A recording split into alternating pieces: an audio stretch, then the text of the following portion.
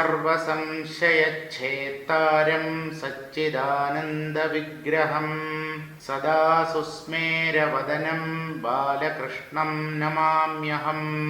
എല്ലാവർക്കും എൻ്റെ വിനീതമായ പ്രണാമം. 25ാമത്തെ ശീർഷകമായ ജീവേശ്വര ഭേദം ആണ് ഇന്ന് നമ്മൾ വായിക്കാൻ ഉദ്ദേശിക്കുന്നത്. ജീവനും ഈശ്വരനും തമ്മിൽ ഭേദമുണ്ടോ? ഉണ്ടെങ്കിൽ എന്താണ് ഭേദം? അല്ലെങ്കിൽ അടിസ്ഥാനപരമായി ഈ ജീവേശ്വരന്മാർ ഒന്നു തന്നെയാണോ എന്ന കാര്യമാണ് ഈ ശീർഷകത്തിൽ ചർച്ച ചെയ്യപ്പെടുന്നത്. ജീവനും ഈശ്വരനും ഒന്ന് തന്നെയാണ് എന്നാണ് വേദാന്തത്തിന്റെ അന്തിമമായ സിദ്ധാന്തം. ജീവോ ബ്രഹ്മൈവ നാപരഃ. ജീവൻ ബ്രഹ്മം തന്നെ. ഇതാണ് അദ്വൈതം. ജീവബ്രഹ്മ ഐക്യം അല്ലെങ്കിൽ ജീവനും ബ്രഹ്മനും ഭേദമില്ല എന്നുള്ള കാര്യം പിടികിട്ടുന്നതാണ് ആത്മജ്ഞാനം. എന്നാൽ ഈ അധ്യായത്തിന്റെ പേര് ജീവേശ്വര ഭേദം എന്ന് നൽകപ്പെട്ടതായതുകൊണ്ട് ജീവനും ഈശ്വരനും തമ്മിലുള്ള വ്യത്യാസത്തെയാണ് ഇതിൽ പ്രതിപാദിക്കുന്നത്. നോക്കാം. ഗാത്രങ്ങൾ മനുഷ്യർക്കും ഈശനും ഒരുപോലെ, പാർക്കുമ്പോൾ ഭേദം വ്യഷ്ടി സമഷ്ടി എന്നായി വരും. സകലാത്മകനാകും ഈശ്വരനതു മൂലം സമഷ്ടി എന്നു ചൊല്ലും, വ്യഷ്ടി ജീവനും ചൊല്ലും. സമസ്തം സമഷ്ടിയും ഏകം വ്യഷ്ടിയുമേവം. സമഷ്ടി വ്യഷ്ട്യോപാധി ഭേദങ്ങളറിഞ്ഞാലും ഈശ്വരൻ ഹിരണ്യഗർഭൻ തഥാ വൈശ്വാനരൻ. ഈശ്വര ചൈതന്യമിം മൂന്നുമെന്നതിൽ തന്നെ. ഗാത്രങ്ങൾ മനുഷ്യർക്കും ഈശനും ഒരുപോലെ. ഗാത്രങ്ങൾ ശരീരങ്ങൾ. ശരീരം മനുഷ്യർക്കും ഈശ്വരനും ഒരുപോലെയാണ്. ഇതിന്റെ അർത്ഥം മജ്ജാസ്ഥി മേധോ നിർമ്മിതമായ മനുഷ്യ ശരീരം പോലെ ഒരു സ്ഥൂല ശരീരം ഈശ്വരനുണ്ട് എന്നല്ല. മനുഷ്യരെ പോലെ ഈശ്വരനും ശരീരങ്ങളുണ്ട് എന്ന് പറഞ്ഞാൽ സ്ഥൂല സൂക്ഷ്മ കാരണ ശരീരങ്ങൾ എന്ന അർത്ഥം പറയാമെങ്കിലും ഈശ്വരന്റെ ശരീരത്തിന് സ്ഥൂലതയില്ല. രക്തം, മാംസം, അസ്ഥി, നാഡീഞരമ്പുകൾ, എല്ല് തുടങ്ങിയ പദാർത്ഥങ്ങളാൽ നിർമ്മിതമായ ഒരു ശരീരം അത് നശ്വരമായിരിക്കുമല്ലോ. പാഞ്ചഭൗതികമായ ശരീരം നശ്വരമാണ്. അങ്ങനെയുള്ള ഒരു ശരീരം ഈശ്വരനുണ്ട് എന്ന് പറഞ്ഞാൽ അത് യുക്തിക്ക് നിരക്കുന്നതല്ല. പിന്നെ ഗാത്രങ്ങൾ മനുഷ്യർക്കും ഈശ്വരനും ഒരുപോലെ എന്ന് പറഞ്ഞാൽ സ്ഥൂലം സൂക്ഷ്മം കാരണം. അവിടെ സ്ഥൂലം എന്നതുകൊണ്ട് ഉദ്ദേശിക്കുന്നത് പ്രത്യേകമായ ഒരു ശരീരമല്ല. ഈ പ്രപഞ്ചം തന്നെ ജഗതീശ്വരന്റെ ശരീരമാണ്. ഈ പ്രപഞ്ചം ഈശ്വരന്റെ വ്യാപ്തി ഉള്ളതാണ്. ഈശ്വരൻ നിറഞ്ഞു നിൽക്കുന്നു. നമ്മുടെ ശരീരത്തിൽ നമ്മളില്ലാത്ത ഒരു ബിന്ദു പോലും ഇല്ലല്ലോ. ശരീരമാസകലം വ്യാപിച്ചിരിക്കുന്നവരാണല്ലോ നമ്മൾ. അതുപോലെ പ്രപഞ്ചമാസകലം വ്യാപിച്ചിരിക്കുന്നു ഈ സർവേശ്വരൻ എന്നെന്തിനു പറഞ്ഞു എന്ന് ചോദിച്ചാൽ പ്രപഞ്ചത്തെ കണ്ട് മോഹിക്കാതിരിക്കാൻ, പ്രപഞ്ചത്തിൽ ഈശ്വര ബുദ്ധി ഉണ്ടാകാൻ. ഈശ്വര ബുദ്ധി ഉണ്ടായാൽ മോഹം ഉണ്ടാവില്ല. അപ്പൊ എന്ത് കണ്ടാലും സർവേശ്വരൻ എന്ന് കാണാൻ കഴിഞ്ഞാൽ ആർത്തി, അനാവശ്യമായ മോഹം, കാമം, കോപം ഇതൊന്നും ഉണ്ടാവുകയില്ല. അതിനാണ് ഈശ്വരന്റെ ശരീരം ഈ പ്രപഞ്ചമാണ് എന്ന് പറഞ്ഞത്. അല്ലാതെ സ്ഥൂലമായ ഈ പ്രപഞ്ചം ഒരിക്കലും ഈശ്വരന്റെ ശരീരമാകാൻ പറ്റുകയില്ല. ഇവിടെ ഗാത്രങ്ങൾ മനുഷ്യർക്കും ഈശ്വരനും ഒരുപോലെ പാർക്കുമ്പോൾ ഭേദം വ്യഷ്ടി സമഷ്ടി എന്നായി വരും. സ്ഥൂല സൂക്ഷ്മ കാരണ ശരീരങ്ങൾ. സ്ഥൂല ശരീരം ഈശ്വരൻ്റേത് എന്ന് എന്തുകൊണ്ട് പറയുന്നു എന്ന് ചോദിച്ചാൽ ഈ പ്രപഞ്ചം തന്നെ ഭഗവാന്റെ ശരീരം. പ്രപഞ്ചം സ്ഥൂലമാണല്ലോ, അതുകൊണ്ട് ഭഗവാന് സ്ഥൂല ശരീരമുണ്ട് എന്ന് പറഞ്ഞിരിക്കുന്നു. ഇങ്ങനെ ജീവനെ പോലെ തന്നെ ഈശ്വരനും സ്ഥൂല സൂക്ഷ്മ കാരണ ശരീരങ്ങൾ ഉണ്ട്. പക്ഷേ ചെറിയ ഒരു വ്യത്യാസം. ജീവശരീരം എന്ന് പറഞ്ഞാൽ നാം ഓരോരുത്തരുടെയും ഒരു ജീവിയുടെ സ്വന്തം ശരീരം വ്യഷ്ടി എന്ന് പറയപ്പെടും. വ്യഷ്ടി എന്ന് പറഞ്ഞാൽ വ്യക്തി, ഇൻഡിവിജ്വൽ, പേഴ്സണൽ എന്നർത്ഥം. മനുഷ്യർക്ക്, ജീവജാലങ്ങൾക്കുള്ളത് വ്യഷ്ടി ശരീരങ്ങളാണ്. നിങ്ങളുടെ ശരീരത്തെ ഞാൻ എൻ്റേതെന്നോ എൻ്റെ ശരീരത്തെ നിങ്ങളുടേതെന്നോ പറയാറില്ല. നാം ഓരോരുത്തർക്കും പ്രത്യേകം ശരീരങ്ങളുണ്ട്. കാരണം നാം പ്രത്യേകം ജീവന്മാരാണ്. അതുകൊണ്ട് വേറെ വേറെ ശരീരങ്ങളാണ്. ഇതാണ് അനുഭവം. ഇങ്ങനെ വ്യഷ്ടി ശരീരങ്ങൾ ജീവന്മാർക്കുണ്ടാകുമ്പോൾ ഈശ്വരന് ഇങ്ങനെ ഒരു വ്യഷ്ടി ശരീരമില്ല. അദ്ദേഹത്തിന് സമഷ്ടി ശരീരമേ ഉള്ളൂ. സമഷ്ടി എന്ന് പറഞ്ഞാൽ സമൂഹം, ഗ്രൂപ്പ്, കളക്റ്റീവ്, എല്ലാം കൂടെ ചേർന്നത്, മൊത്തമായിട്ടുള്ളത്, അതാണ് സമഷ്ടി. അപ്പൊ വ്യഷ്ടിയുടെ വിപരീത പദമാണ് സമഷ്ടി. അപ്പൊ ഈശ്വരന്റെ സ്ഥൂല ശരീരം എങ്ങനെയിരിക്കും എന്ന് ചോദിച്ചാൽ, ഓരോ ജീവിയുടെയും വ്യക്തി ശരീരങ്ങൾ ഉണ്ടല്ലോ, ആ ശരീരങ്ങളെല്ലാം ഒന്നായി ചേർത്താൽ ജഗതീശ്വരന്റെ സ്ഥൂല ശരീരമായി. അങ്ങനെ എല്ലാ ശരീരങ്ങളെയും കൂടെ ചേർത്ത് ഇടിച്ച് ചതച്ച് പിഴിഞ്ഞ് ഒന്നാക്കുക എന്നല്ല.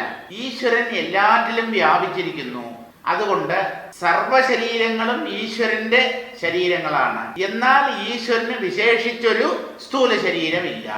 ജീവശരീരങ്ങളെ എല്ലാം ചേർത്ത്, പ്രപഞ്ചത്തെ ആകമാനം ചേർത്ത് പറഞ്ഞാൽ അത് ഈശ്വരന്റെ ശരീരം എന്ന് പറയാം. എന്തായാലും ജീവന്മാർക്ക് വ്യഷ്ടി ശരീരങ്ങളും ഈശ്വരന് സമഷ്ടി ശരീരവുമാണുള്ളത്. സകലാത്മകനാകും ഈശ്വരന്, സകലാത്മാവ് എന്ന് പറഞ്ഞാൽ എല്ലാറ്റിന്റെയും അകവും പുറവും വ്യാപിച്ചിരിക്കുന്നവൻ, എല്ലാറ്റിന്റെയും അന്തരാത്മാവായിരിക്കുന്നവൻ, സകലതിന്റെയും ഉള്ളിൽ പ്രവേശിച്ചു നിൽക്കുന്നവൻ, അങ്ങനെയുള്ള ഈശ്വരന് അതുമൂലം സമഷ്ടി എന്ന് ചൊല്ലും. സകല ശരീരങ്ങളിലും ഈശ്വര സാന്നിധ്യം ഉണ്ട് എന്നുള്ളത് കൊണ്ട് ജീവശരീരങ്ങളുടെ ഉള്ളിൽ ഹൃദയാന്തർഭാഗത്ത് ആ ഈശ്വരൻ വസിക്കുന്നു എന്നുള്ളത് കൊണ്ട് ആ ഈശ്വരനെ സമഷ്ടി എന്നോ അല്ലെങ്കിൽ ആ ഈശ്വര ശരീരത്തെ സമഷ്ടി ശരീരം എന്നോ പറയാം. അപ്പോ ജീവന്റെ ശരീരമോ? ജീവൻ വ്യക്തിയാണ്, പ്രത്യേക വ്യക്തികളാണ് നാം ഓരോരുത്തരും. നമ്മുടെ ശരീരവും അതുപോലെ വ്യക്തി ശരീരങ്ങളാണ്. അപ്പോ സകലാത്മകനാകും ഈശ്വരന് അതുമൂലം സമഷ്ടി എന്ന് ചൊല്ലും, വ്യഷ്ടി ജീവനും ചൊല്ലും. ജീവന്റെ തലത്തിൽ നിന്ന് നോക്കുമ്പോൾ വ്യഷ്ടി അല്ലെങ്കിൽ വ്യക്തി എന്ന് പറയും. ഈശ്വരന്റെ തലത്തിൽ നിന്ന് നോക്കുമ്പോൾ സമഷ്ടി എന്ന് പറയും. ഇനിയും വ്യക്തമാക്കുന്നു, സമസ്തം സമഷ്ടിയും ഏകം വ്യഷ്ടിയും എല്ലാം കൂടെ ചേർത്ത് ഒന്നായി നോക്കിയാൽ അതിനെ സമസ്തം അല്ലെങ്കിൽ സമഷ്ടി എന്ന് പറയും. പിരിച്ചു പിരിച്ചു നോക്കിയാൽ വേറെ വേറെ, പ്രത്യേകം പ്രത്യേകം, അങ്ങനെ ഒറ്റ തിരിച്ചു നോക്കിയാൽ വ്യഷ്ടി എന്ന് പറയും. അപ്പോ ഈ വ്യഷ്ടി സമഷ്ടി എന്നുള്ള വാക്ക് കേട്ട് പരിഭ്രമിക്കേണ്ട. പ്രത്യേകം പ്രത്യേകമായി ഓരോന്നോരോന്നായി എടുത്താൽ അത് വ്യഷ്ടി, എല്ലാം കൂടെ ചേർത്ത് പറഞ്ഞാൽ, കളക്റ്റീവായി പറഞ്ഞാൽ സമഷ്ടി. ഇപ്പൊ നമ്മുടെ വ്യക്തി ശരീരത്തെ തന്നെ എടുക്കാം. നിങ്ങളുടെ ശരീരമോ എൻ്റെ ശരീരമോ ഇല്ലെങ്കിൽ ഏതൊരു ജീവന്റെ ശരീരമോ ആയിക്കോട്ടെ, ആ ശരീരത്തിൽ അംഗങ്ങളുണ്ടല്ലോ, അവയവങ്ങളുണ്ട്. ഇപ്പൊ നമ്മുടെ ശരീരം എടുത്താൽ തല, കണ്ണ്, ചെവി, കയ്യ്, കാല്, മൂക്ക്, കണ്ഠം, കഴുത്ത്, തോള്, മുട്ട്, ഇങ്ങനെ പല അവാന്തര വിഭാഗങ്ങളുണ്ട് മനുഷ്യ ശരീരത്തിൽ. ഇനി ഒരു ചോദ്യം ചോദിക്കാം. ഈ ശരീരത്തിൽ പല അംഗങ്ങളും ഉണ്ടെങ്കിലും ഈ ശരീരം മൊത്തത്തിൽ എന്റേതാണ്. ഈ ശരീരത്തിന്റെ യജമാനൻ ഞാനാണ്, ഉടമസ്ഥൻ, ഈ ശരീരത്തിനകത്ത് വസിക്കുന്നവൻ. കൈയും എൻ്റെ, കാലും എൻ്റെ, തലയും എൻ്റെ, കണ്ണ്, കാത്, മൂക്ക് എല്ലാം എൻ്റെ. ശരീരത്തിലെ അംഗോപാംഗങ്ങൾ മുഴുവൻ ഞാൻ എന്ന വ്യക്തിയുടേതാണ്. പക്ഷേ അവയവങ്ങൾ വ്യത്യസ്തങ്ങളാണ്. ഇതുപോലെ വ്യഷ്ടി ശരീരങ്ങൾ ഭിന്ന ഭിന്നങ്ങളാണെങ്കിലും സമഷ്ടിയുടെ തലത്തിൽ നോക്കുമ്പോൾ ഈ വ്യഷ്ടിക്കെല്ലാം ഉടമസ്ഥൻ സമഷ്ടിയായ ഈശ്വരനാണ്. ജീവന്മാരെ എല്ലാം കൂടെ ചേർത്ത് പറഞ്ഞാൽ അത് ഈശ്വരനായി. അതാണ് സമസ്തം സമഷ്ടി എന്ന് പറഞ്ഞത്. സമസ്തം സമഷ്ടിയും ഏകം വ്യഷ്ടിയുമേവം സമഷ്ടി വ്യഷ്ട്യോപാധി ഭേദങ്ങൾ അറിഞ്ഞാലും. ശരീരത്തിന്റെ തലം, അവിടെയാണ് ഈ വ്യഷ്ടി സമഷ്ടി. മനസ്സിന്റെ തലത്തിലുമുണ്ട് വ്യക്തി മനസ്സ്, പ്രപഞ്ച മനസ്സ്. ഈ വ്യത്യാസമുണ്ട്. വ്യഷ്ടി മനസ്സ് നമുക്കറിയാം, ഓരോരുത്തർക്കും പ്രത്യേകം പ്രത്യേകമായിട്ട് ഉണ്ട് എന്ന് നമ്മൾ കരുതുന്ന മനസ്സ്. സമഷ്ടി മനസ്സ് എന്താണെന്ന് ഈ വ്യഷ്ടി മനസ്സിന് ഒരിക്കലും പിടികിട്ടുകയില്ല. സമഷ്ടി മനസ്സിന് ശാസ്ത്രങ്ങൾ നൽകുന്ന പേര് ബ്രഹ്മദേവൻ എന്നാണ്, സൃഷ്ടികർത്താവ്. അത് വേറൊന്നുമല്ല, കോസ്മിക് മൈൻഡ് അല്ലെങ്കിൽ പ്രപഞ്ച മനസ്സ്, വിശ്വ മനസ്സാണ് അത്. അതിനൊരു രൂപമൊക്കെ നൽകി ബ്രഹ്മദേവൻ. അദ്ദേഹം താമരയിലാണ് ഉണ്ടായത്, താമരയിൽ തന്നെയാണ് ഇരിക്കുന്നതും എന്നൊക്കെ പറയുന്നു. സമഷ്ടി വ്യഷ്ട്യോപാധി ഭേദങ്ങൾ ഉപാധിയെ അടിസ്ഥാനമാക്കി പറയുമ്പോഴാണ് വ്യഷ്ടി സമഷ്ടി എന്ന ഭേദം. ചൈതന്യം എന്ന അംശത്തെ മുൻപിൽ വെച്ചുകൊണ്ട് സംസാരിക്കുകയാണെങ്കിൽ ഒരു ഭേദവുമില്ല. ജീവനിൽ അല്ലെങ്കിൽ ജീവശരീരത്തിൽ കുടികൊള്ളുന്ന ചൈതന്യം ഏതോ അത് തന്നെയാണ് പ്രപഞ്ചം മുഴുവൻ നിറഞ്ഞു നിൽക്കുന്ന സമഷ്ടി ചൈതന്യം അഥവാ ഈശ്വരൻ അല്ലെങ്കിൽ ബ്രഹ്മം. അങ്ങനെ ചൈതന്യം എന്ന അംശത്തെ വെച്ചു നോക്കിയാൽ വ്യഷ്ടി സമഷ്ടി ഭേദങ്ങളില്ല. എന്നാൽ ഉപാധിയെ വെച്ചുകൊണ്ട് നോക്കിയാൽ ശരീരം, മനസ്സ്, ബുദ്ധി ഇവയൊക്കെയാണ് പ്രധാനപ്പെട്ട ഉപാധികൾ. ആ ഉപാധികളുടെ തലത്തിൽ നിന്ന് നോക്കിയാൽ വ്യഷ്ടി സമഷ്ടി എന്ന ഭേദം ഉണ്ട്. ഈശ്വരൻ, ഹിരണ്യഗർഭൻ തഥാ വൈശ്വാനരൻ, ഈശ്വര ചൈതന്യം ഈ മൂന്നും എന്നതിൽ തന്നെ. ഈശ്വരൻ, ഹിരണ്യഗർഭൻ, വൈശ്വാനരൻ. കാരണം സൂക്ഷ്മം, സ്ഥൂലം. ഈശ്വരതത്വം ഒന്നാണെങ്കിലും ഈ സമഷ്ടിയിൽ തന്നെ സ്ഥൂലം, സൂക്ഷ്മം, കാരണം എന്ന ഭേദത്തെ ശാസ്ത്രങ്ങൾ വിശദീകരിക്കുന്നു. അങ്ങനെ വ്യത്യാസമുണ്ട്. എങ്ങനെയാണോ വ്യഷ്ടിക്ക് സ്ഥൂല സൂക്ഷ്മ കാരണ ശരീരങ്ങൾ ഉണ്ടാകുന്നത് അല്ലെങ്കിൽ ഉള്ളതുപോലെ തോന്നുന്നത്, അങ്ങനെ നാം വ്യവഹരിക്കുന്നത്, അതുപോലെ ഈ സമഷ്ടിയായ ഈശ്വരന്റെ തലത്തിലും ഈ മൂന്ന് ഭേദങ്ങളെ ശാസ്ത്രങ്ങൾ പറയുന്നു. അതിൽ സമഷ്ടി കാരണ ശരീരത്തിൽ അഭിമാനിക്കുന്ന ചൈതന്യമാണ് ഈശ്വരൻ, സമഷ്ടി കാരണ ശരീരം. ഇതുപോലെ സമഷ്ടി സൂക്ഷ്മ ശരീരത്തിൽ അഭിമാനിക്കുന്ന ഈശ്വര ചൈതന്യമാണ് ഹിരണ്യഗർഭൻ. സാധാരണ ഹിരണ്യഗർഭൻ എന്നുള്ളതിന് ബ്രഹ്മാവ് എന്നർത്ഥം പറയും. അതല്ല ഇവിടെ ഉദ്ദേശിക്കുന്നത്. സമഷ്ടി സൂക്ഷ്മ ശരീര അഭിമാനിയാണ് ഈ ഹിരണ്യഗർഭൻ. ഇനി സമഷ്ടി സ്ഥൂല ശരീരാഭിമാനിയാണ് വിരാട് പുരുഷൻ അല്ലെങ്കിൽ വൈശ്വാനരൻ.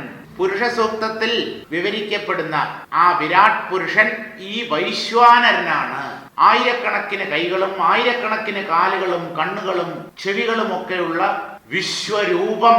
ഇതേ വിശ്വരൂപത്തെ തന്നെയാണ് കുരുക്ഷേത്ര ഭൂമിയിൽ കൃഷ്ണൻ അർജുനന് കാണിച്ചു കൊടുത്തത്. അത് കണ്ട് അർജുനൻ ഭയപ്പെടുകയാണ് ചെയ്തത്. അത് സ്ഥൂല നേത്രങ്ങളാൽ കാണാൻ പറ്റുന്ന ഒന്നല്ല, ബുദ്ധിനേത്രത്താൽ അറിയേണ്ട ഒന്നാണ്. പ്രപഞ്ചം മുഴുവൻ ഈശ്വരൻ വ്യാപിച്ചിരിക്കുന്നു എന്നുള്ളത് കണ്ണു തുറന്നു നോക്കിയാൽ പിടികിട്ടില്ല. സൂക്ഷ്മമായ തലത്തിൽ ഗ്രഹിക്കേണ്ട സത്യമാണ്. അതുകൊണ്ടാണ് അർജുനന് വിശ്വരൂപ ദർശനം സാധ്യമാക്കുന്നതിന് മുമ്പ് ദിവ്യം ദദാമി തേ ചക്ഷുഹു എന്ന് കൃഷ്ണൻ പറഞ്ഞത്. അർജുന, എന്റെ ശരിയായ രൂപം നിനക്ക് നിന്റെ ഈ മാംസചക്ഷുസ് കൊണ്ട് കാണാൻ പറ്റില്ല. അതുകൊണ്ട് ഞാൻ നിനക്ക് ദിവ്യനേത്രങ്ങളെ പ്രദാനം ചെയ്യാം. ആ ദിവ്യനേത്രങ്ങളിലൂടെ നോക്കിയാൽ എന്റെ പ്രപഞ്ചം മുഴുവൻ വ്യാപിച്ചു നിൽക്കുന്ന രൂപം നിനക്ക് കാണാൻ കഴിയും. അതെന്താണ് ആ ദിവ്യദൃഷ്ടി എന്ന് ചോദിച്ചാൽ മറ്റൊന്നുമല്ല, ഈശ്വരൻ സർവവ്യാപിയാണ്, എല്ലായിടത്തും അദ്ദേഹം നിറഞ്ഞു നിൽക്കുന്നു എന്ന് കാണാൻ കഴിയുന്ന ബുദ്ധിനേത്രം തന്നെയാണ് ദിവ്യനേത്രം. എന്തായാലും സമഷ്ടി കാരണ ശരീരത്തിൽ അഭിമാനിക്കുന്ന ഈശ്വര ചൈതന്യത്തിന്റെ പേര് ഈശ്വരൻ. സമഷ്ടി സൂക്ഷ്മ ശരീരാഭിമാനി ഹിരണ്യഗർഭൻ. സമഷ്ടി സ്ഥൂല ശരീരാഭിമാനി വൈശ്വാനരൻ അല്ലെങ്കിൽ വിരാട് പുരുഷൻ, ചുരുക്കി പുരുഷൻ. ഈ പുരുഷനെയാണ് പുരുഷ സൂക്തത്തിൽ വർണ്ണിക്കുന്നത്. ഇങ്ങനെ മൂന്ന് പേര് പറഞ്ഞാലും ഈശ്വര ചൈതന്യം ഈ മൂന്നും എന്നതിൽ തന്നെ ഒരേ ഈശ്വര ചൈതന്യം തന്നെയാണ് ഈ മൂന്ന് പേരുകളിൽ അറിയപ്പെടുന്നത്. എങ്ങനെയാണോ ഉണർന്നിരിക്കുന്ന അവസ്ഥയിൽ ജീവന് വിശ്വൻ എന്ന പേരും സ്വപ്നം കാണുന്ന വേളയിൽ തൈജസൻ എന്ന പേരും സുഷുപ്തി അവസ്ഥയിൽ കഴിയുമ്പോൾ പ്രാജ്ഞൻ എന്ന പേരും നൽകപ്പെടുന്നത്, ഒരേ ആള് തന്നെയല്ലേ, ഉണർന്നിരുന്നയാള് തന്നെയല്ലേ സ്വപ്നം കാണുന്നത്, സ്വപ്നം കണ്ടയാള് തന്നെയല്ലേ സുഷുപ്തിയിലേക്ക് പോകുന്നത്. ഒരേ ആളാണെങ്കിലും അതാത് അവസ്ഥയുമായി ബന്ധപ്പെടുത്തി പ്രത്യേകം പ്രത്യേകം പേരുകൾ പറയുന്നു. അത്രയേ ഉള്ളൂ. അപ്പോ ജീവതലത്തിൽ ജീവന്റെ ദൃഷ്ടിയിൽ നിന്ന് നോക്കുമ്പോൾ ജീവന് മൂന്ന് പേരുകളുണ്ട്: വിശ്വൻ, തൈജസൻ, പ്രാജ്ഞൻ. ഇതുപോലെ ഉപാധിയെ, സമഷ്ടി ഉപാധിയെ അടിസ്ഥാനമാക്കി പറയുമ്പോൾ ഈശ്വരനും മൂന്ന് പേരുണ്ട്. അത് വൈശ്വാനരൻ, ഹിരണ്യഗർഭൻ, ഈശ്വരൻ. വൈശ്വാനരൻ എന്ന് പറഞ്ഞാൽ സ്ഥൂല പ്രപഞ്ചത്തിൽ ഇത് എന്റെ ശരീരമാണ് എന്ന ഭാവത്തോടു കൂടി ഇരിക്കുന്നവൻ. ഇതുപോലെ സൂക്ഷ്മ ശരീരം, ഈശ്വരന്റെ സൂക്ഷ്മ ശരീരം എന്താണ് എന്ന് ചോദിച്ചാൽ ജീവന്മാരുടെ സൂക്ഷ്മ ശരീരങ്ങളെല്ലാം കൂടെ ചേർന്നത്. അത് തന്നെയാണ് ഈശ്വരന്റെ സൂക്ഷ്മ ശരീരം. അതിൽ അഭിമാനിക്കുന്ന ചൈതന്യത്തെ ഹിരണ്യഗർഭൻ എന്ന് പറയും. ഇനി കാരണശരീരം, സമഷ്ടി കാരണ ശരീരം, അതിൽ അഭിമാനിക്കുന്ന ചൈതന്യത്തെയാണ്, ഈശ്വര ചൈതന്യത്തെയാണ് ഈശ്വരൻ എന്ന വാക്കുകൊണ്ട് സൂചിപ്പിക്കുന്നത്. എന്തായാലും ഈശ്വര ചൈതന്യം ഒന്നു തന്നെയാണ് എന്ന കാര്യത്തിൽ ആർക്കും സംശയം വേണ്ട. സാരം വായിക്കാം. ആരാഞ്ഞു നോക്കിയാൽ എന്ന് പറഞ്ഞാൽ ബുദ്ധി കൊണ്ട് സൂക്ഷ്മ വിശകലനം ചെയ്താൽ ശരീരം മനുഷ്യർക്കും ഈശ്വരനും ഒന്നുപോലെയാണ്, ഭേദമില്ല. ആകപ്പാടെ ഉള്ളത് ഒരേ ഒരു പരമ്പൊരുൾ മാത്രം. ഇപ്രകാരം സകലത്തിനും ആധാരമായ ഈശ്വരനെ സമഷ്ടി എന്നും വ്യഷ്ടി എന്നും പറഞ്ഞു വരുന്നു. വാസ്തവത്തിൽ ഈ ജീവൻ സമഷ്ടിയുടെ ഒരംശമാണ്. നമ്മുടെ വ്യക്തി ശരീരം, നാം ഓരോരുത്തരുടെയും ശരീരം ഈ പ്രപഞ്ച ശരീരിയുടെ ഒരംശമാണ്. പ്രപഞ്ചത്തിന്റെ ഒരംശമാണല്ലോ നമ്മുടെ ശരീരം.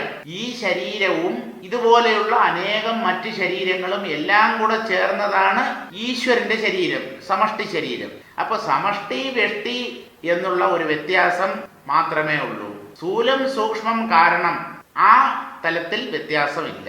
ഇങ്ങനെ സമഷ്ടി വ്യഷ്ടി ഭേദത്തെ അറിഞ്ഞുകൊള്ളുക. ഈശ്വരൻ വിശ്വനും ഹിരണ്യഗർഭനുമാണെന്ന് ധരിച്ചുകൊള്ളുക. ഇവിടെ വിശ്വൻ എന്നതുകൊണ്ട് ഉദ്ദേശിക്കുന്നത് ജാഗ്രത അവസ്ഥയിൽ കഴിയുന്ന, അല്ലെങ്കിൽ ജാഗ്രത്തിൽ സ്ഥൂല ശരീരത്തിൽ അഭിമാനിക്കുന്ന ജീവനായ വിശ്വനെയല്ല, വൈശ്വാനരൻ എന്ന അർത്ഥത്തിലാണ്. വൈശ്വാനരൻ എന്ന് പറഞ്ഞാൽ പ്രപഞ്ച ശരീരത്തിൽ അഭിമാനിക്കുന്ന ചൈതന്യം. അപ്പോ ഈശ്വരൻ വിശ്വൻ അല്ലെങ്കിൽ വൈശ്വാനരൻ, അതുപോലെ ഹിരണ്യഗർഭൻ കാരണശരീരാഭിമാനിയാണ്, സമഷ്ടി കാരണ ശരീരാഭിമാനിയാണ് വാസ്തവത്തിൽ ഈശ്വരൻ എന്ന പേരിൽ അറിയപ്പെടുന്നത്. പക്ഷേ ആ ഈശ്വരൻ തന്നെയാണ് സമഷ്ടി സ്ഥൂല ശരീരത്തിലും സമഷ്ടി സൂക്ഷ്മ ശരീരത്തിലും അഭിമാനിയായി കഴിയുന്നത്. ഈശ്വര തത്വം ഒന്ന് തന്നെയാണ്. എങ്ങനെയാണോ നാം ഒന്നായിരിക്കവേ തന്നെ അവസ്ഥകളെ അല്ലെങ്കിൽ ശരീരങ്ങളെ അടിസ്ഥാനപ്പെടുത്തി നമുക്ക് വിശ്വൻ, തൈജസൻ, പ്രാജ്ഞൻ എന്ന 3 പേരുകൾ ശാസ്ത്രങ്ങൾ നൽകുന്നത്, അതുപോലെ തന്നെയാണ് ഈശ്വരന്റെ കാര്യത്തിൽ. ശരി, കാരണ സമഷ്ടിയും സൂക്ഷ്മമാം സമഷ്ടിയും നേരകൾ സ്ഥൂല സമഷ്ടിയുമിങ്ങനെ ക്രമം. കാരണവ്യഷ്ടി സൂക്ഷ്മ വ്യഷ്ടിയും സ്ഥൂല വ്യഷ്ടി ചേരുമിങ്ങനെ ക്രമാത് വിശ്വാദിനാഥന്മാരും.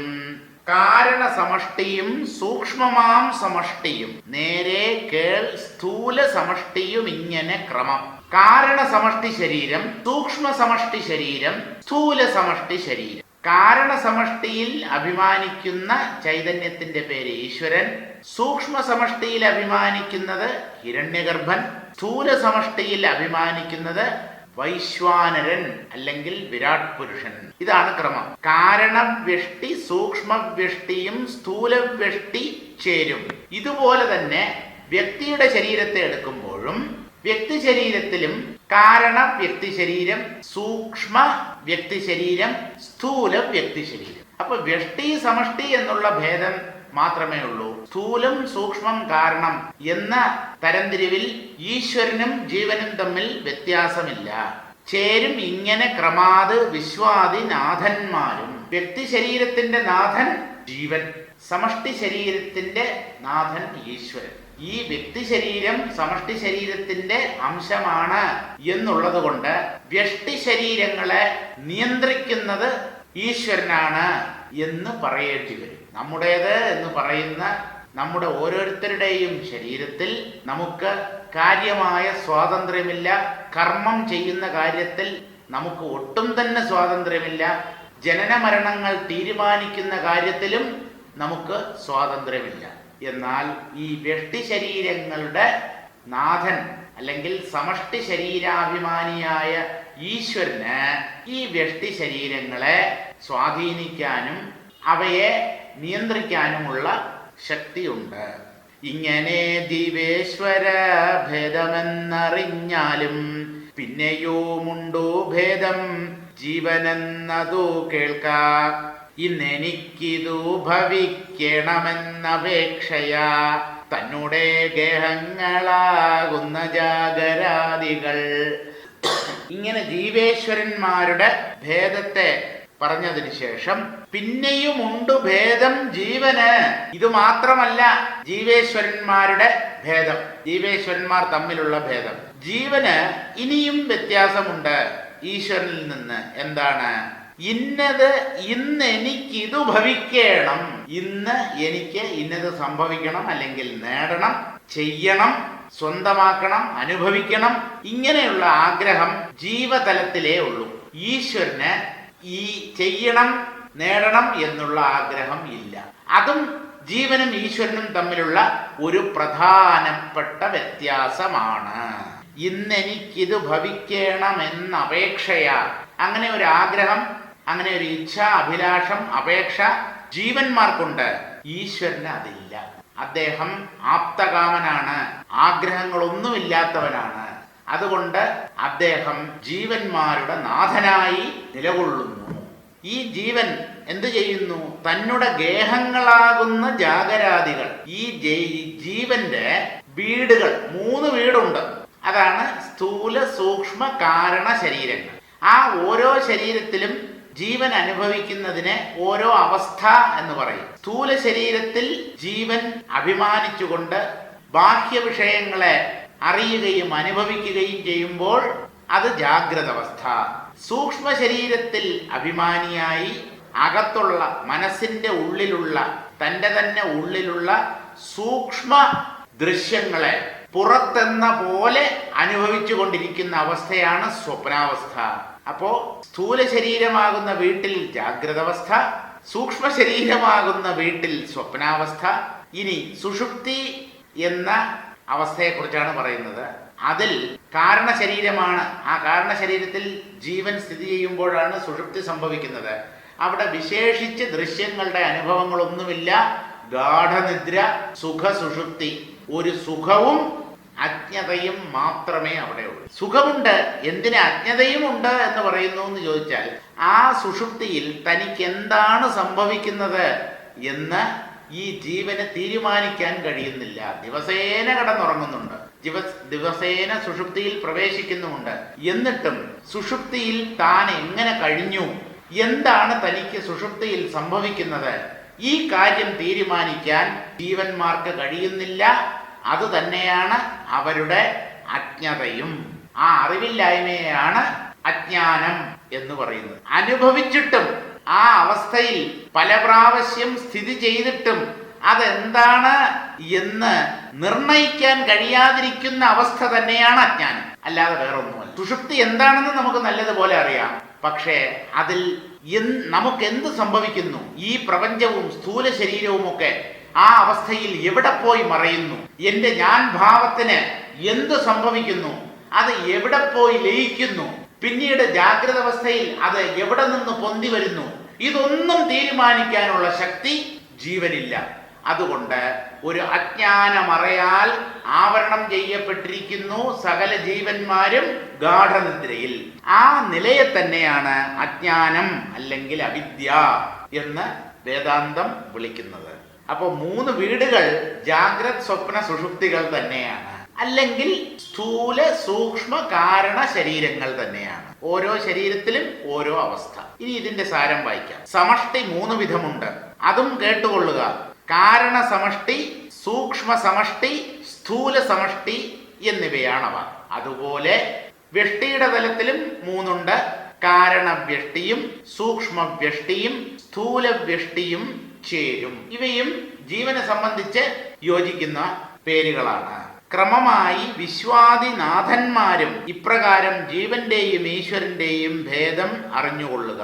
എങ്ങനെയാണോ ജീവന് വിശ്വൻ, തൈജസൻ, പ്രാജ്ഞൻ എന്ന് 3 പേരുകൾ കൽപ്പിക്കപ്പെട്ടിരിക്കുന്നത് ജാഗ്രത്, സ്വപ്ന, സുഷുപ്തി അവസ്ഥകളെ അപേക്ഷിച്ച്, ഇതുപോലെ പ്രപഞ്ച ചൈതന്യം അല്ലെങ്കിൽ സമഷ്ടി ചൈതന്യം, അതിനും 3 പേരുകൾ നൽകപ്പെട്ടിട്ടുണ്ട്. സ്ഥൂല സമഷ്ടിയുമായി ബന്ധപ്പെട്ട് വൈശ്വാനരൻ അല്ലെങ്കിൽ വിരാട് പുരുഷൻ എന്ന് പറയുന്നു. സൂക്ഷ്മ സമഷ്ടിയുമായി ബന്ധപ്പെട്ട് ഹിരണ്യഗർഭൻ എന്ന പേര് നൽകിയിരിക്കുന്നു.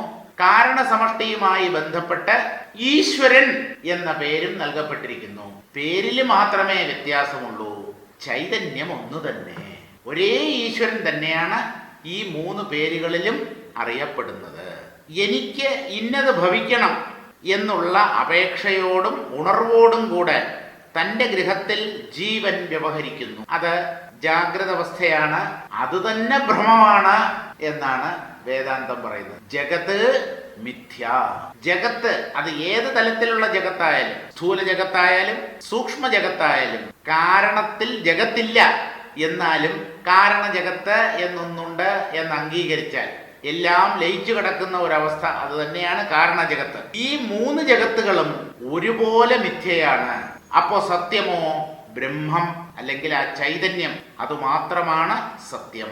അപ്പോ എനിക്ക് ഇന്നത് ഭവിക്കണമെന്നുള്ള അപേക്ഷയോടും ഉണർവോടും കൂടെ തൻ്റെ ഗൃഹത്തിൽ ജീവൻ വ്യവഹരിക്കുന്നു. അതായത് ദിവാസ്വപ്നം കണ്ടു കഴിയുന്നു എന്ന് സാരം. പകൽക്കിനാവ്, അതാണ് ദിവാസ്വപ്നം. പകല് സ്വപ്നം കാണാറുണ്ടോ? ഉണ്ട്. ഉണർന്നിരിക്കവേ തന്നെ തൻ്റെ മനോരാജ്യത്തിൽ മനസ്സാകുന്ന കണ്ണാടിയിൽ പലതും ചിന്തിച്ച് അങ്ങനെയാവും ഇങ്ങനെയാവും എന്നൊക്കെ ആ മലർപ്പൊടിക്കാരിയുടെ സ്വപ്നം പോലെ കഥ കേട്ടിട്ടുണ്ടല്ലോ, മലർപ്പൊടിക്കാരിയുടെ കഥ. അവസാനം തൻ്റെ തന്നെ തലയിലുണ്ടായിരുന്ന ആ കുടം അടിച്ചു പൊട്ടിച്ച് ആ മലർപ്പൊടി മുഴുവൻ നഷ്ടമാക്കിയ ആ സ്ത്രീയുടെ കഥ. ഒന്നും സംഭവിച്ചിട്ടില്ല, വെറുതെ ഭാവന ചെയ്യുന്നു, മനോരാജ്യത്തിൽ കഴിയുന്നു. ഇതുപോലെ നമ്മുടെ ജീവിതവും ഒരു ദിവാസ്വപ്നമാണ്, പകൽക്കിനാവാണ്. കണ്ണ് തുറന്നുകൊണ്ടിരിക്കവേ കാണുന്ന സ്വപ്നമാണ് നമ്മുടെ ജീവിതം. ഇതൊന്ന് അംഗീകരിക്കുമോ? രക്ഷപ്പെടും. അല്ലാതെ ഈ കണ്ടതൊക്കെ സത്യമാണ്, എനിക്ക് അത് നേടണം, ഇത് നേടണം, ഇന്നത് ചെയ്യണം, ചെയ്ത് ജീവിതധന്യത നേടണം, ഇതൊന്നും ശരിയല്ല. ജീവിതധന്യത ജ്ഞാന സമ്പാദനത്തിലൂടെ മാത്രം. മറ്റ് എന്ത് കർമ്മം ചെയ്തതുകൊണ്ടും ശാന്തിയോ ധന്യതയോ ഉണ്ടാവാൻ പോകുന്നില്ല.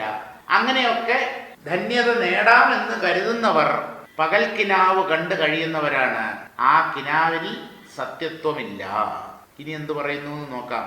സർഗസ്ഥാപന സംഹാരങ്ങളാം വൃത്തിയോടും വിശ്വൻ തൈജസൻ പ്രാജ്ഞൻ എന്ന നാഥന്മാരോടും യുക്തമാമവസ്ഥയിൽ കർത്തൃരൂപനായി കർമ്മ കർത്താവായി ഭോക്താവായി സഞ്ചരിക്കുന്നു സദാ.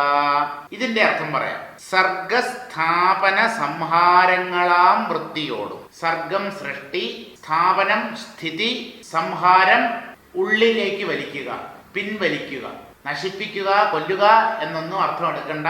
സൃഷ്ടി, സ്ഥിതി, ലയം മാത്രമേ ഉള്ളൂ. നാശം എന്നുള്ളതില്ല.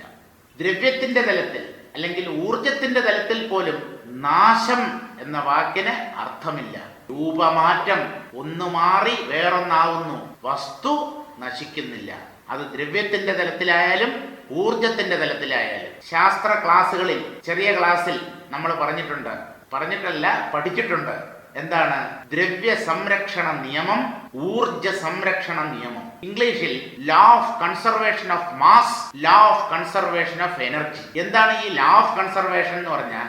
ദ്രവ്യത്തിന്റെ തലത്തിൽ പോലും നഷ്ടം സംഭവിക്കുന്നില്ല, നാശമില്ല. ഊർജത്തിന്റെ തലത്തിൽ ഒട്ടും തന്നെ ഇല്ല, സാധ്യതയേ ഇല്ല. ഒരേ ഊർജം ഒരു രൂപത്തിൽ നിന്ന് മറ്റൊരു രൂപത്തിലേക്ക് പരിവർത്തനം ചെയ്യപ്പെടുന്നു. അതിനേക്കാളും സ്ഥൂലമായ തലമാണ് ഊർജത്തിന്റെ കട്ടിപിടിച്ച രൂപമാണ് ദ്രവ്യം. ആ സ്ഥൂലതലത്തിൽ പോലും ദ്രവ്യത്തിന് കൂടുതലോ കുറവോ സംഭവിക്കുന്നില്ല. അതാണ് ദ്രവ്യ സംരക്ഷണ നിയമം. ദ്രവ്യം പുതിയതായി നിർമ്മിക്കപ്പെടുകയോ നശിപ്പിക്കപ്പെടുകയോ ചെയ്യുന്നില്ല. ഒരു രാസപ്രവർത്തനത്തിൽ റിയാക്ടൻസ്, പ്രോഡക്ട്സ്, ഇങ്ങനെ രണ്ടെണ്ണം ഉണ്ട്. പ്രവർത്തനത്തിൽ പങ്കെടുക്കുന്ന മൂലവസ്തുക്കളാണ് റിയാക്ടൻസ് എന്ന് പറയുന്നത്. മലയാളത്തില് അഭികാരകം എന്നാണ് പറയുന്നത്. അഭികാരകങ്ങളും പ്രോഡക്ട്സിന് ഉത്പന്നങ്ങൾ എന്നാണ് പറയുന്നത്. ഈ അഭികാരകങ്ങളും ഉത്പന്നങ്ങളും, അഭികാരകങ്ങൾ സംയോജിച്ച് ഉത്പന്നങ്ങൾ ഉണ്ടാവുന്നു. അങ്ങനെ ഉണ്ടാവുമ്പോൾ പോലും ദ്രവ്യം നശിക്കുന്നില്ല. ഇതാണ് law of conservation of mass. ഇനി law of conservation of energy എന്ന് പറഞ്ഞാൽ ഊർജം ഒരു രൂപത്തിൽ നിന്ന് മറ്റൊരു രൂപത്തിലേക്ക് പരിവർത്തനം ചെയ്യപ്പെടുമ്പോൾ അവിടെ ലാഭമോ നഷ്ടമോ ഇല്ല, രൂപമാറ്റം മാത്രമേ സംഭവിക്കുന്നുള്ളൂ. there is no gain or loss. അതാണ് law of conservation of energy. ഊർജം ഒരു രൂപത്തിൽ നിന്ന് മറ്റൊരു രൂപത്തിലേക്ക് മാറുമ്പോൾ അവിടെ പുതിയതായിട്ട് ഊർജം ഉണ്ടാവുകയോ അല്ലെങ്കിൽ ഉള്ള ഊർജം നഷ്ടമാവുകയോ ചെയ്യുന്നില്ല. ഇങ്ങനെ ജഡതലത്തിൽ പോലും ഊർജവും ദ്രവ്യവും ജഡങ്ങളാണ്, മറക്കണ്ട, ചൈതന്യമല്ല. ജഡതലത്തിൽ പോലും നാശം എന്നുള്ളതിന് അർത്ഥമില്ല. അസംബന്ധമാണ് ഈ നാശം അല്ലെങ്കിൽ നഷ്ടം എന്ന് പറയുന്നത്. അങ്ങനെയാണെങ്കിൽ ചൈതന്യത്തിന്റെ തലത്തിൽ എങ്ങനെ ലാഭമോ നഷ്ടമോ നാശമോ ഉണ്ടാവും? അതുകൊണ്ട് ഈ ആത്മാവ് അനശ്വരമാണ്. അത് കൂടുന്നുമില്ല, കുറയുന്നുമില്ല, ജനിക്കുന്നുമില്ല, മരിക്കുന്നുമില്ല. ന ജായതേ മ്രിയതേ വാ കദാചിത് നായം ഭൂത്വാ ഭവിതാ വാ ന ഭൂയഃ അജോ നിത്യ ശാശ്വതോയം പുരാണഃ നഹന്യതേ ഹന്യമാനേ ശരീരേ. ശരീരങ്ങൾ നശിപ്പിക്കപ്പെടുമ്പോൾ അല്ലെങ്കിൽ നശിക്കുമ്പോൾ ആത്മനാശം സംഭവിക്കുന്നില്ല. ചൈതന്യത്തിന് കൂടുതലോ കുറവോ സംഭവിക്കുന്നില്ല. കൂടുന്നുമില്ല, കുറയുന്നുമില്ല, സമമായി തുല്യമായി സ്ഥിതി ചെയ്യുന്നു. The sum total of the energy in the universe remains the constant or a constant.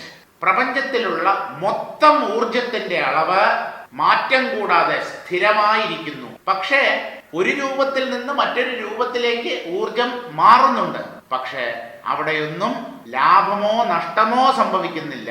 ഉള്ള മൊത്തം ഈ പ്രപഞ്ചത്തിലുള്ള ഊർജത്തിന് കൂടുതൽ അതിനൊരു വർധനമുണ്ടാക്കാനോ ഉള്ള ഊർജത്തിൽ കുറച്ച് ഊർജത്തെ നശിപ്പിക്കാനോ സാധ്യമല്ല.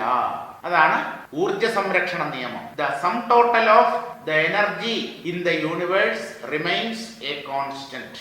ഇവിടെ സർഗസ്ഥാപന സംഹാരങ്ങളാം വൃത്തിയോട് സൃഷ്ടി, സ്ഥിതി, ലയം അല്ലെങ്കിൽ സംഹാരം, ഈ മൂന്ന് വൃത്തികളോടും കൂടി, ഈ മൂന്ന് തൊഴിലുകളോടും കൂടി ജീവൻ സ്ഥിതി ചെയ്യുന്നു. മൂന്ന് പേരിൽ എങ്ങനെയാണോ സൃഷ്ടികർത്താവായി ഈശ്വരൻ പ്രകാശിക്കുമ്പോൾ ബ്രഹ്മദേവനെന്നും, പാലകനായി സ്ഥിതിക്ക് കാരണമായി വർത്തിക്കുമ്പോൾ വിഷ്ണുവെന്നും, സംഹാരത്തെ ചെയ്യുമ്പോൾ രുദ്രൻ അല്ലെങ്കിൽ ശിവൻ, പരമേശ്വരൻ എന്നും പറയുന്നുവോ, അതുപോലെ തന്നെ ജീവന്റെ തലത്തിലും സൃഷ്ടി, സ്ഥിതി, സംഹാരങ്ങൾ സംഭവിക്കുന്നു. ജീവന്റെ അറിവോടുകൂടെ അല്ലാതെ, ജീവന്റെ അറിവില്ലാതെയാണ് ജീവന്റെ തലത്തിൽ സൃഷ്ടിസ്ഥിതി സംഹാരങ്ങൾ സംഭവിക്കുന്നത്. അവിടെയും മൂന്ന് പേരുകളുണ്ട്: വിശ്വൻ, തൈജസൻ, പ്രാജ്ഞൻ. ഈ മൂന്ന് നാഥന്മാരോടുകൂടെ ജീവന്റെ തലത്തിലും ജാഗ്രത്, സ്വപ്ന, സുഷുപ്തി അവസ്ഥകളിൽ സൃഷ്ടിസ്ഥിതി സംഹാരങ്ങൾ നടക്കുന്നു. അപ്പൊ നമ്മളൊക്കെ ഓരോരോ കുഞ്ഞീശ്വരന്മാരാണ്. ഈശ്വരൻ ചെയ്യുന്ന സൃഷ്ടിസ്ഥിതി സംഹാരങ്ങൾ നമ്മളും ചെയ്യുന്നുണ്ട്.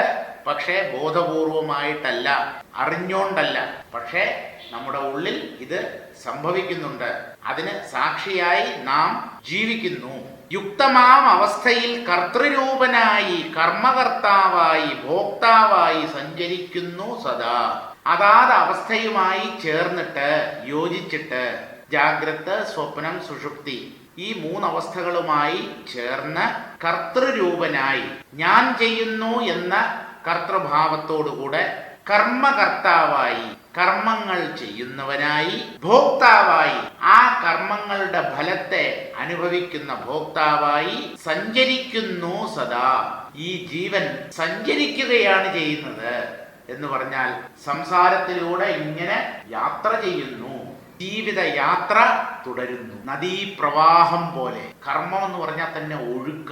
ഈ ജീവൻ കർമ്മ നദിയിൽ വീണ് കിടക്കുകയാണ്. ഇനി ഞാൻ ഒഴുകുകയില്ല എന്ന് പറയാൻ പറ്റില്ല. നദിയിൽ ഒരു തടിക്കഷണം പതിച്ചാൽ നദിയുടെ വേഗത്തിനനുസരിച്ച് ഒഴുകുകയേ നിവൃത്തിയുള്ളൂ. ഇതുപോലെ താൻ കർത്താവാണ് എന്ന ഒരു ഭാവം ജീവന്റെ ഉള്ളിൽ ഉണ്ടാകുമ്പോൾ ആ ജീവൻ കർമ്മ നദിയിൽ വീണ് കഴിഞ്ഞു എന്ന് മനസ്സിലാക്കുക.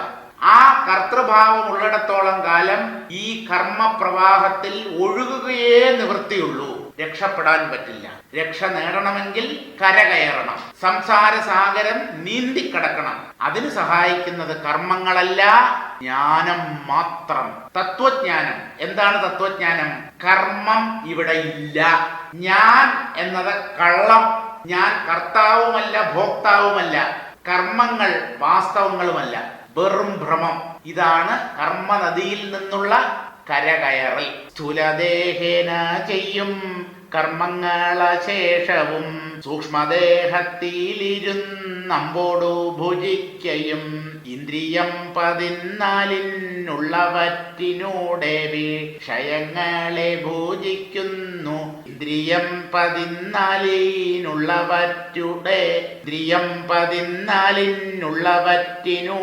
വിഷയങ്ങളെ ഭൂജിക്കുന്നു ജാഗ്രകാലത്തിങ്കലും. ചെറിയൊരു വൃത്തഭംഗമുണ്ട്, ഒന്നുകൂടെ പറഞ്ഞു നോക്കാം ശരിയാവുന്നുണ്ടെന്ന്. ഇന്ദ്രിയം 14